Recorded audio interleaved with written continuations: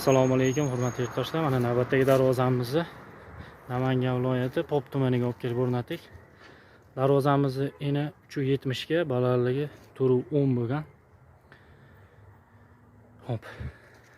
Profillarimiz ikkita yoni, tagi shivillar, o'ngun brusovый 2,5 stinada bo'lgan.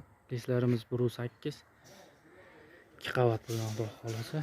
Oldidagi mana 1.3 shtampovka list bo'ladi bular. Mana shunga zo'r toza zamoklarni qo'yib berganmiz.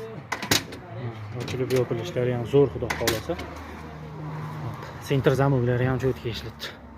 Bu yerda eski garajimizga kraskasini sepib berdik, xudo xolasa. Kimga shunaqangi xizmatlar kerak bo'lsa, ekrandagi raqamlarga aloqaga chiqarasizlar. Sobirxon aka, darvozamiz yoqdimi aka? Yaxshimi, xudo xolasa? Aka, xudo xolasa yaxshi kunlarga to'ylagan nasib qilsin, ha?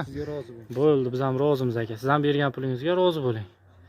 Mana, xudo xolasa keyingi lokatsiyamiz Toshkent Qibrayga bo'ladi, Alloh nasib qilsa.